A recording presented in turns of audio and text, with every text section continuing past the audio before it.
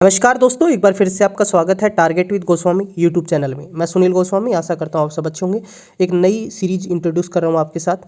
SSC GD 2023 के अभी जो एग्ज़ाम हो रहे हैं, जैसे 10 तारीख से स्टार्ट हुए एग्ज़ाम, 10, 11, 12, 13 जो जनवरी में एग्ज़ाम हो रहे हैं 2023 में, तो इस सारे क्वेश्चन जैसे जैसे एग्ज़ाम होते जाएंगे हम कंटिन्यू इस सीरीज़ को डिस्कस करते जाएंगे, ताकि आने वाले सभी एग्ज़ाम में आपको जितने भी जो एग्ज़ाम हैं उनमें आपको यहाँ से आपको सहायता मिल सके। तो चलिए शुरू करते हैं। फर्स्ट क्वेश्चन है हमारा। फर्स्ट क्वेश्चन क्या है? शिक्षा मंत्री और कौशल विकास उद्यमिता मंत्री जुलाई 2021, तो ये धर्मेंद्र प्रधान आपको याद रखना है। ठीक है, तो कैबिनेट सारी की सारी याद कर लो। यहाँ से एक क्वेश्चन वीडियो कैबिनेट का डाल रखा है इसी चैनल पे, आप सारा देख सकते हैं। शास्त्रीय नृत्यांगना श्रीमंत शंकर देव किस नृत्य शैली से संबंधित है? तो ये हम बात करें स्त्रिया नृत्य, ठीक है, जो शास्त्रीय नृत्य है, कहाँ का? असम का। तो वहाँ से हैं। इन्होंने 15वीं शताब्दी में जो है शंकर देव ने इसको इंट्रोड्यूस किया। और बात करें, ये भारत के 8 शास्त्रीय नृत्यों में से एक है। इसे सन 2000 में संगीत नाटक अकादमी द्वारा शास्त्रीय नृत्य के रूप में मान्यता दी। गुजराती नववर्ष को क्या कहा जाता है? तो बेस्तु वर्ष बोलते हैं इसको।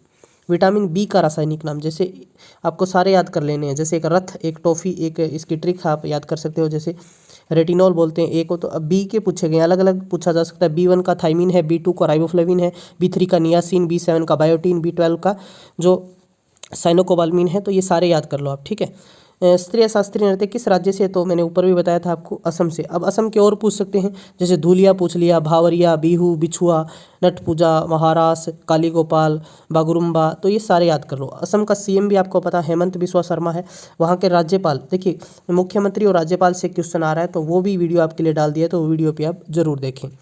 चलिए नेक्स्ट हम बात करते हैं, किस मिट्टी में कण सब छोटे आकार के होते हैं? तो देखिए चिकनी मिट्टी जो होती है उसमें छोटे आकार के कण होते हैं। मिट्टी को जो कण बनाते हैं उस आकार में 3 भाग में, इसको 3 वर्ग में डिवाइड किया जाता है, जैसे रेत, गाद और चिकनी मिट्टी।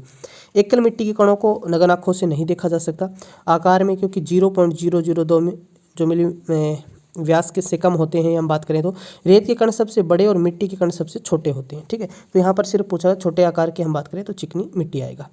स्थिरता के साथ विकास कौन सी पंचवर्ष? देखिए पंचवर्षीय जो 5 ईयर प्लान है हमारा, जैसे, तो वो सारी की चीज़ें आप देख लो, ठीक है, क्योंकि वहाँ से आपका क्वेश्चन बहुत बार पूछा जा रहा है। तो चौथी पंचवर्षीय वर्जन, यहाँ से और भी क्वेश्चन बन सकते हैं, जैसे भारत में चौथी पंचवर्षीय योजना लागू कब हुई?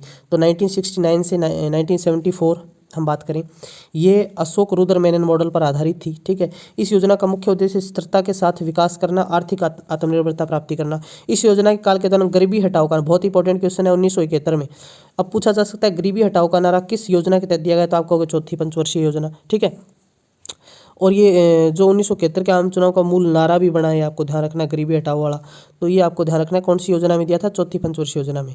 2018 एशिया खेल का जो आदर्श वाक्य है वो क्या था? तो एशिया की ऊर्जा। एशिया खेलों का जो 2018 में हुए जकार्ता इंडोनेशिया में इनका आयोजन हुआ था, ठीक है। चलिए अब 2 क्वेश्चन और इंपॉर्टेंट हम डिस्कस कर लेते हैं इस वीडियो में।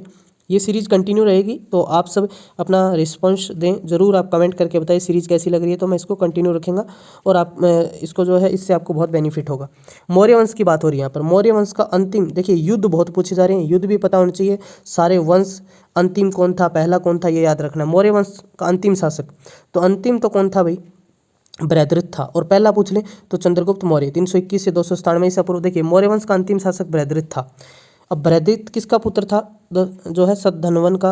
हम यहाँ बात करें तो इस प्रकार से आप देख सकते हो, जैसे चंद्रगुप्त मौर्य, बिंदुसार, अशोक, दशरथ, संप्रति, या हम बात करें सलीशुका, ये सारे के सारे आपको ध्यान नहीं रखने हैं। मतलब चंद्रगुप्त, बिंदुसार, अशोक, ये 3, और लास्ट वाला बृहद्रथ। 187 से 180 ईसा पूर्व तक इसका शासन रहा। बृहद्रथ की हत्या उसका सेनापति होता था पुष्यमित्र शुंग, जिसने शुंग वंश बनाया, शुंग साम्राज्य आरंभ किया, तो उसने उसको मारा था। गांधी इरविन समझौता, देखिए गांधी में फर्स्ट गोलमेज सम्मेलन आप सुनते होंगे, सेकंड गोलमेज सम्मेलन, तो ऐसे ही जो है जो दूसरा गोलमेज सम्मेलन की हम बात करें, 5 मार्च 1931 को लंदन का द्वितीय गोलमेज सम्मेलन के दौरान हम बात करें, पूर्व महात्मा और तत्कालीन वायसराय लॉर्ड इरविन के बीच एक राजनीतिक समझौता हुआ था, जिसे गांधी इरविन समझौता कहते हैं। दिल्ली पैक्ट भी इसको बोलते हैं। इसमें क्या क्या है, कुछ कंडीशन गांधी जी की मानी गई और कुछ इरविन की मानी गई। जैसे गांधी जी ने कहा कि जो उपद्रवी थे उनको छोड़कर जितने भी आपने अरेस्ट किए उनको छोड़ दिया जाए, नमक का अधिकार दिया जाए, जिन लोगों ने आंदोलन के दौरान है जो अपने त्यागपत्र दे दिए थे पोस्ट से, उनको दोबारा उसी पोस्ट पे, मतलब ऐसी डिमांड थी वो सारी मानी गई। और इरविन ने कहा था कि असहयोग आंदोलन को ख़त्म कर दो, आप शराब और जो अंग्रेज़ी सामान है उसका बहिष्कार नहीं करोगे, तो ऐसी ऐसी कंडीशनें मानी गई थी। तो ये था गांधी इरविन समझौता। कब हुआ था? 5 मार्च 1931 को। तो ऐसे वीडियो के लिए आप चैनल को जरूर सब्सक्राइब कर लें। ये सारे वीडियो डिटेल में आपके साथ में डिस्कस करूंगा। वीडियो पसंद आया हो तो थैंक्स जरूर लिखें। तो धन्यवाद। जय हिंद, जय भारत।